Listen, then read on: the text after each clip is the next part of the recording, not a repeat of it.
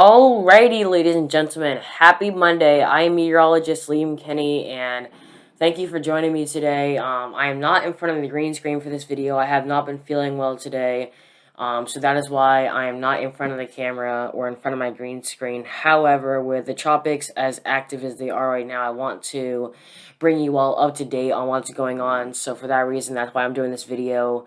Even though I'm not really feeling that great, I still want to make sure that you guys know what's going on. So that's why I'm doing a video behind the camera. Hopefully by tomorrow, I'll be better and able to be back in front of the camera, alright?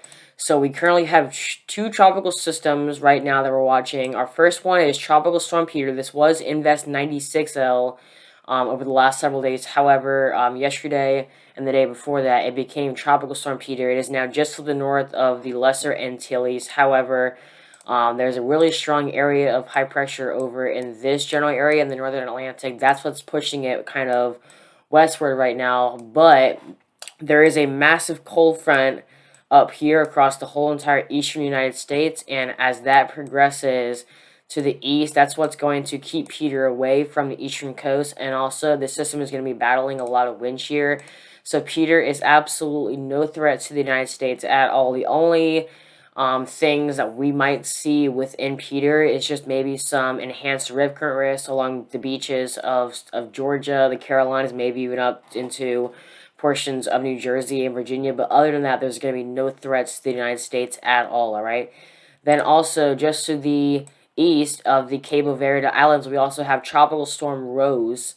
Actually, let me see how strong this one is. Give me just a second. This one currently has winds of around 40 miles an hour with a low minimum pressure of 1,007 millibars. So it really isn't that strong of a tropical system at all. We'll go ahead and take a look at the satellite imagery in just a couple of minutes. However, it will continue to head northwest and then eventually just really take a turn northeast. So once again, this system is not a threat to the United States at all. We do have a brand new area development. I don't even think this is an invest at this point in time. There's going to be absolutely no threats with this one, so this one's nothing to worry about.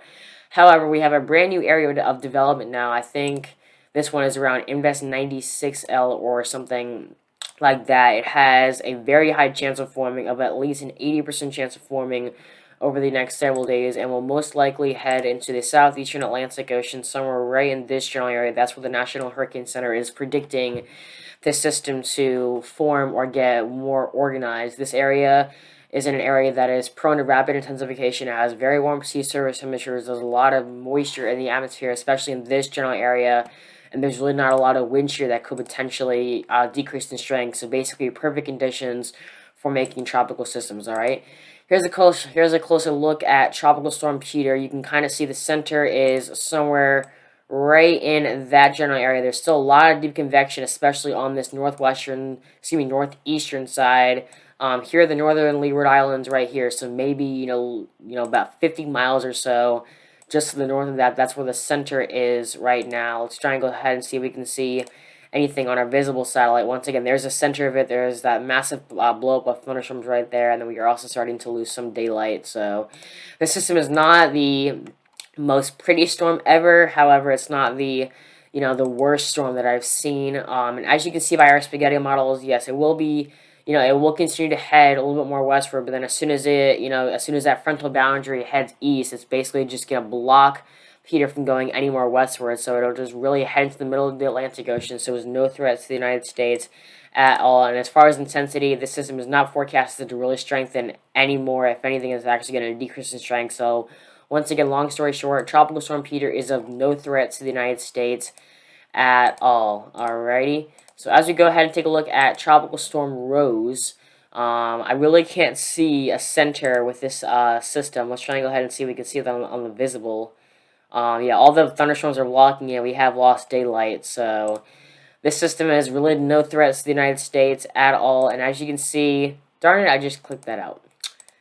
Silly me. Let me get back to that. There we go.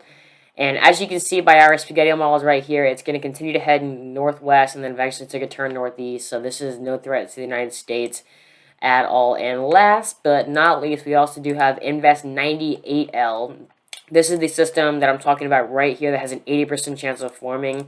Here's the satellite imagery of it. So the center is going to be somewhere right in here. This system definitely looks a lot better formed than our storms that we have right now. And we are forecasting the system to become a hurricane eventually, potentially maybe even a Category 2 hurricane. As you can see by our spaghetti models, it will continue to head northwest to the south of the Cabo Verde Islands, and continue to head northwest just to the north, just to the north of South America. So if this system is a threat at all, it won't be for the next 11 to 17 days. So plenty of time to watch this system, and also to see if this system will develop into anything. Long story short, there's no long story tropicals. What's the best way to say this? To put it in short terms, there's absolutely no tropical threats right now that are threatening the United States in any particular way, so that is definitely a good thing, alright?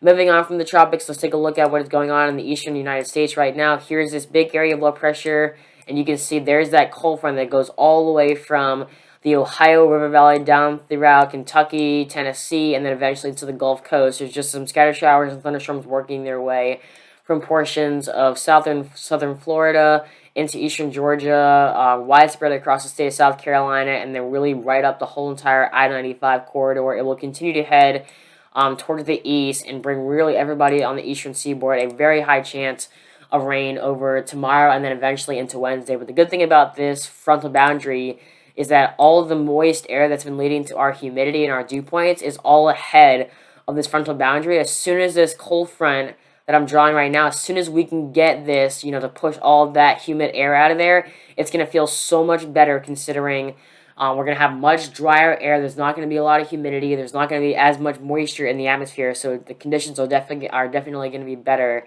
as soon as we can get this frontal boundary out of the way, all right?